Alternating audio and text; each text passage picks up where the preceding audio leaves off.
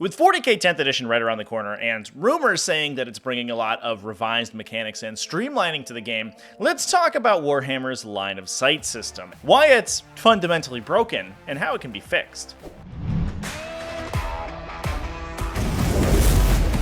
What's up, folks? Welcome back to TacticalTortoise. My name is Trevi, and I found myself mentioning 40k's kind of degenerate line of sight system on the channel quite a bit.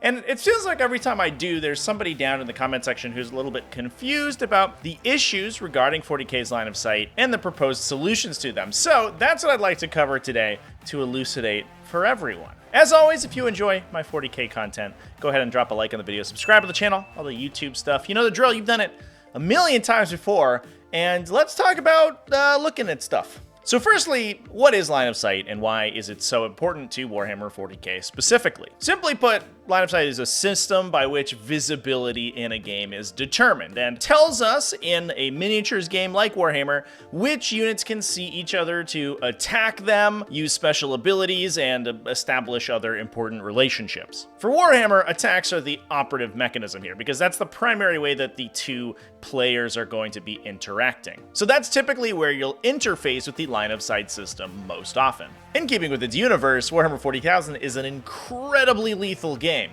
largely because of the size of armies involved and the volume of firepower.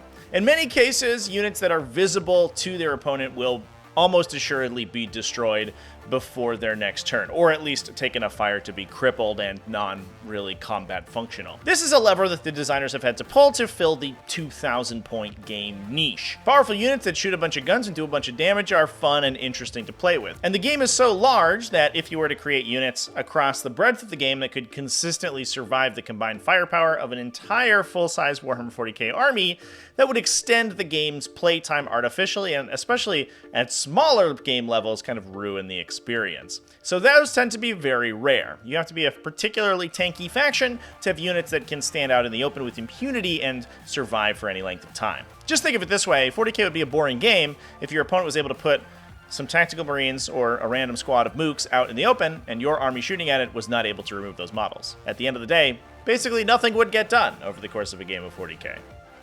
Now, we can discuss exactly whether or not this is good or bad for the game in the future video, but for now, suffice it to say that line of sight is crucially important because it helps protect these units from these high-ranged damage dealers. So how does line of sight currently work in 40k? Warhammer uses a system known as true line of sight. Nominally, this means that the system attempts to accurately portray whether the miniature as a toy soldier on a virtual battlefield can see the other model in a relatively realistic way. Commandos! As we'll discuss, the system actually works in the most unrealistic way possible, but that is the intent. Now, whether or not a unit is visible to another unit in the game is actually never defined concretely. The visibility rules are contained only within the shooting section of the game and simply state, when you're determining line of sight, if unsure, get a look behind the firing model to see if any part of the target is visible.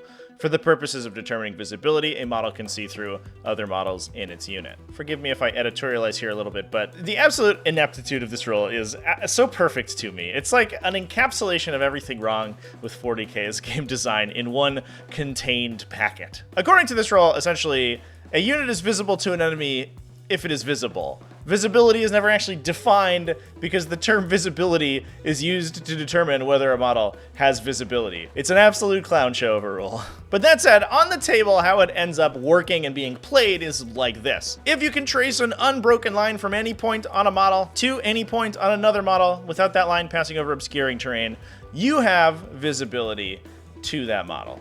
It seems simple enough. It's almost like they could have included that in the first place. So what's the big problem here with this system? The core issue is with basing the mechanics of the game off of the composition of specific models. Simply put, Warhammer 40k is a hobby game. We do a lot of painting and modeling when you assemble a 40k army, and players are encouraged, and in some cases, such as when you're competing for a lot of hobby awards or creating stand-ins for models that may be out of production and no longer available from Games Workshop in the proper kit, required to change the look, pose, base, and potentially equipment of your models.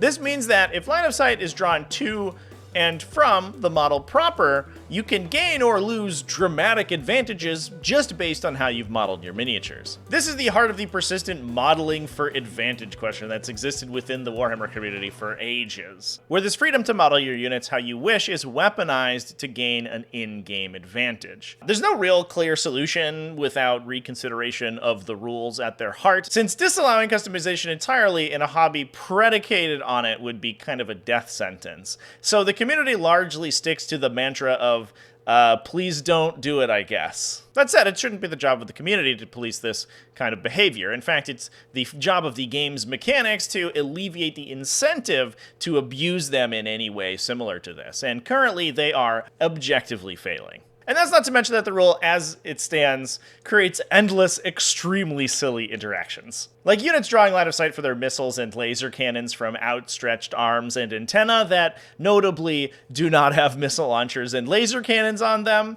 I have special eyes.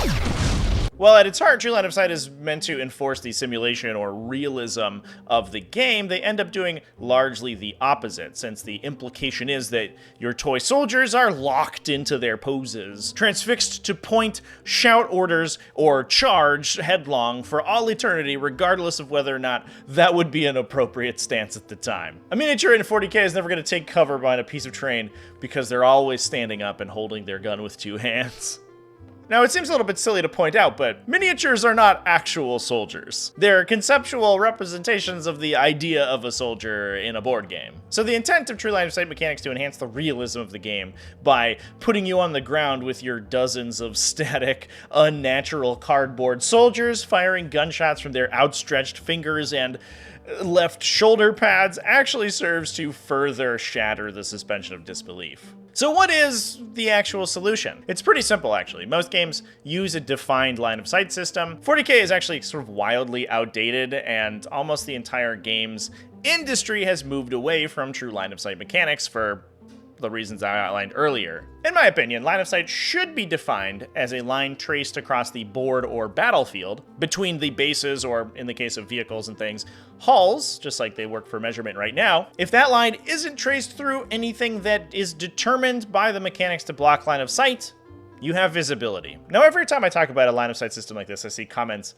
like this one discussing base-to-base line of sight systems. And they always make me chuckle. This is why drawing a line on the board is so important. It's not an actual three-dimensional line, as Warhammer would currently ask you to draw it between the physical bases of the miniatures, the pucks on which the models are standing. It's just a 2D check of game elements to determine whether or not they are intervening between the models in question. You then define some criteria for determining what does or does not block line of sight and what would prevent visibility along that line. 40k actually already kind of does this with the obscuring terrain keyword, which blocks lines of sight if that line you're tracing visibility passes over the obscuring terrain feature. So you could define types of terrain like, for example, ruins that you're not inside that block line of sight. You could even define some types of units, like ground vehicles, for example, or heavy infantry, like Centurions or Terminators, potentially based on their base size, or a height stat on the unit's datasheets that could also block line of sight to models that are smaller than they are. Boom! And that's it. Done. A simple system that removes the ambiguity and silliness of true line of sight, and creates a lot of potentially new interesting interactions, like units actually taking cover behind their transports, or being screened by the towering exoskeleton-bedecked comrades. These are interactions that are impossible with the current system, but also make a lot of new strategies very interesting. It's important, I think, to note again that it's also not that much of a departure from how 40k is currently functioning, since that tracing of line of sight around obscuring terrain in an almost identical way is very common. Redefining line of sight to be agnostic of the actual position of your miniature on its base also has some important knock-on effects, like simplifying movement. Currently, the rotation must still be accounted for when you're moving your models, even if they're on circular bases. This is because you measure your movement from the point of the base that moved the farthest, mostly to prevent people from trying to swing their base to get additional movement. In practice, this is very annoying and tricksy and kind of gamey, and almost literally only matters when you're trying to angle yourself for line of sight purposes, whether to hide behind a true line of sight blocker or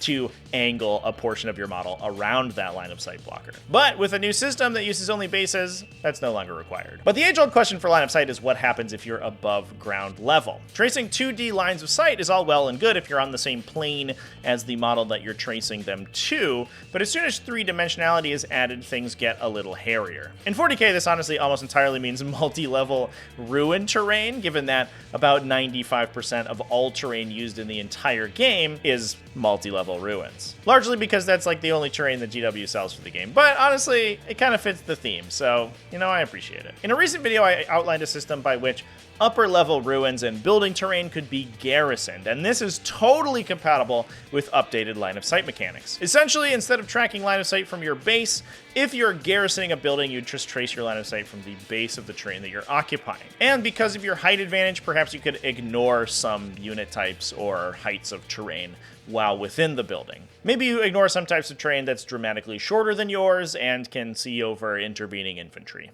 So there's my solution, and I'm crossing my fingers that 10th edition 40k has a similar system, because, in my opinion, the current way line of sight works in the game is untenable and has ruined many a game for many a player. And I think that's really unfortunate. Let me know down in the comments what you think about this proposal and whether or not you would enjoy a line of sight system like this. As always, thanks for watching all the way to the end of the video. Big thanks as well to everyone who supports the channel, either over on Patreon at patreon.com/TacticalTortoise, YouTube channel members, and Twitch subscribers. All you people are great, and I love you. Remember to keep it classy, folks, and have happy wargaming.